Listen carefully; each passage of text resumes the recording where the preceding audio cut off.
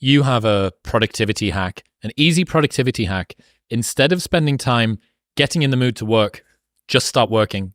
Confront the work. People think they need perfect conditions to start, when in reality, starting is the perfect condition. I'm married to that. I love that. Because if you think, like I obviously am somebody who always wants to optimize how much work I do per unit of time. And so I was, there was definitely times earlier in my life I was really romanticized by these like very extensive morning routines and supplement rituals and like all this stuff of mental masturbation around the work that needed to be done. But when I looked at 2 hours later and nothing had actually gotten done, the moment you begin working is when your output per unit of time goes up.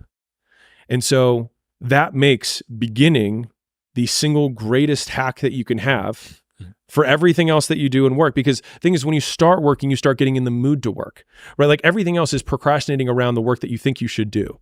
But like I have noticed, for me at least, I have some big mental tasks, you know what I mean? Like big content piece or big thing that you need, like, it's going to take real mental effort. It takes me like 5 minutes of actually being in it to then get a little bit of a lay of the land to then get into it. But I used to take hours to delay to start the first 5 minutes. And so my time compression of when I thought I should start doing something and when I started doing it, over time it's just compressed to the point where it's like the moment I think that I need to start doing it, sometimes I just start it, because then what happens, I get this open loop. And so rather than complete work at because a lot of people are like, I want to complete it at this really nice clean point. Stop halfway through the sentence, because it'll drive you mad. That's the Zygarnik effect in full work. Do you know this story, Zygarnik? I don't. Oh, wow. This is that's way more than I do. That's what you shut up. That's what you're leveraging here. So the Zygarnik effect was a study originally done on servers in restaurants. Okay. And they realized, you've ever been at a restaurant and a server comes up and stands with their hands behind the back and go, "What would you like tonight, sir?" And you say, "I'll have the lobster roll and a glass of red wine and a blah, blah." And you're like, this motherfucker's he hasn't got a pen or a pad of paper. He's crazy. And then they go off. And what they realized was servers in restaurants were unbelievably good at being able to recall exactly what a table's order was while that table's order was still open. So guys in table 16, they want to swap the peas out for a little bit of extra rice, and they're doing this thing. Yeah. As soon as the table was closed, they couldn't remember anything. So this is an open loop, closed loop system, and it's built into the brain. The brain abhors an open loop. It's the same reason why Netflix cliffhangers at the end of every episode guarantee that you'll watch the next one, because you can't bear the fact. There's even novels in the dark romance genre that make guarantees that there won't be cliffhangers. They put it on the front or the back of the book, and they say no cliffhangers guaranteed, which is, people have so much distaste for it that it's a selling point that you get the closure at the end of it. Yeah. And finishing halfway through a sentence reduces the activation energy required to begin that sentence the next day, and it keeps it in your mind too overnight. So I think, whether you've stumbled on it or whether you knew about it, you've managed to leverage a pretty powerful piece of psychology there. Sick. Going back to the work thing, another one from you that I absolutely adore. It just takes work, shitloads and shitloads of work. Every time I try and dress it up or cut a corner, I get brutally reminded the work just needs doing. The work doesn't care who you are. It just cares that it gets done. I'm actually going to reverse quote David Goggins on this one. But I love this quote that he has, which he says, "There's no shortcuts for you, David," or "There's no shortcuts for you, Goggins." I heard him say that, and I just love that as a refrain, which is that a lot of people look for a shortcut. But the idea that you say, like, they're not for you, you don't get to use them, you are immune to shortcuts. I just love it, because then it just further shortcuts the path to the work that needs to get done. And I wrote that tweet on my, 11th run of this presentation that I'm doing, because that's a recent one. Yep. And so it was like 11 o'clock at night. And so right now I'm working triple shifts, which is not common for me. I usually do 2, not 3. So for me, a normal work day is like, I wake up, I start working at 6 or 7, and then I go until about 6-ish. So it's like 10 to 12, really concentrated hours work. And that I can do 6.5 days a week. I usually take Saturday afternoons off. And it's really just because at that point, I can't work anymore and my brain's stew. And then I get my 1/2 day and then I'm good to go. And I'm rearing to kick on, to work on Sundays. My triple shift is I go to dinner and I come back at 7:30, and then I work from 7:30 until 11:30 or 1 or whatever, right?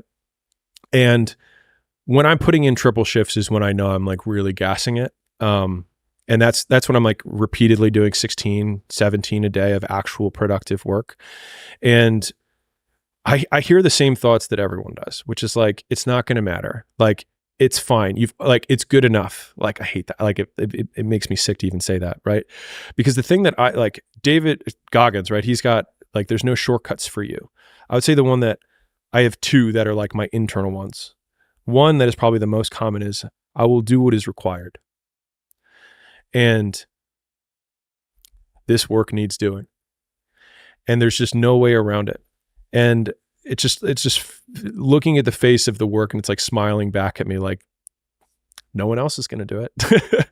And like, I love that one. Like when we're recording content in the early days, we were doing like 100 shorts every time we did it. And it was direct to camera. And it was the only time I could fit it in with all the portfolio stuff that we're doing. And so it was always like, I will do what's required. And that's been a really helpful refrain for me when I'm confronted with, especially when you know what needs to get done. And the second one is, but I'll know. And so like, even if it does go well, and even if everyone else says it's great, but I'll know.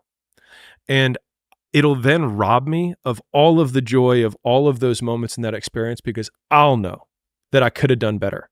And the thing is like, to quote myself from earlier, like I've never regretted working harder, ever, not once. And some people are like, on your deathbed, you're gonna like, no, because I lived every moment of my day doing what I wanted to do. And I remember I had a boss when my first boss after college, she said this thing. I had a particularly good weekend. And she said, I'm pretty sure happiness is stringing as many of those days in a row as you possibly can. And although I hated the job, that piece of advice has actually been probably has been my blueprint for how to live, which is like my birthday looks the same as my Tuesdays, which looks the same as my Sundays. You know what the original name pool for this podcast was? This is the only time in history I've done branding my entire adult life. And with club nights, all you're doing is coming up with brands. Paradiso, oh, it's tropical. There'll be a flamingo. Skint, oh, it's a cheap night. It's for people to get fingered in the corner. Like, all I did was branding, right? I was the branding guy. I'm pretty good at copywriting. All I did was branding. The one time I've had divine inspiration, 3 a.m, wake up with the name, was Modern Wisdom. The one time out of every business, every night, every brand I've ever come up with, that was the one time. But on the list of the others, Mind and Matter was one of them. But the other one was a quote from Tim Ferriss. It's called Crushing a Tuesday. And he said that what you should aim for in life is for your average Tuesday. Not the spectacular one-time private jet with the friends to go for the whatever. Right. Not the UFC power slap launch party with staring at the back of Dan Bilzerian's dirty mullet. Like, not that. You want your average Tuesday to look the way that you want most of your life to do. And when I think about the days that I look back on at the end of my day and think like today was a good day, invariably, it's the same few things. I worked very hard on something that I felt was worth doing. I worked out and I spent time with people that I enjoy being around. If I do those 3 things, I had a good day. And so that's been my, Alex's simple blueprint for doing things. And I think the point that you were making earlier, I think it's worth hitting on again, which is just that like most people's definition of work is a negative one, which is why they abhor it, which is also why they misunderstand so many people who I'll say quote here, are successful or ahead of them or whatever, is that both people, one person says the word work and the other person hears the word pain. And so the first step to like becoming more successful is understanding the language that the people who are successful are using. They're actually defining the word differently. And so whatever that thing is that you actually enjoy doing, where you lose track of time when you're in it, even if it's challenging, but usually it is challenging, right? Like it's not easy because then it's boring, right? Yeah. Which is also why the uncertainty thing is so key, right? To not knowing if it's gonna work or not. You are gonna work though, either way. Is that the people who are quote addicted to work make it easy to be addicted to work because they do things worth doing. And I think a lot of it is coming down to making sure that you take the few precious seconds that we have to do the few things that are worth doing for the rest of your life. We'll get back to talking to Alex in 1 minute, but first I need to tell you about the number one e-commerce platform, Shopify. When I was a nightclub promoter in the UK, I started an online apparel brand with no experience, no coding ability, no marketing background, no inventory management, and after a ton of research, I decided on Shopify. Shopify is the commerce platform revolutionizing millions of businesses worldwide. You've probably already heard of it. In fact, a lot of your favorite brands still use Shopify, including Gymshark, one of the biggest sports apparel brands on the planet. Shopify is the only tool you need to start, run, and grow your online business without the struggle. What I loved about Shopify was that as we added in new lines and different verticals, it grew with the business. It required zero experience. Every single time there was a problem, I was able to sort it myself.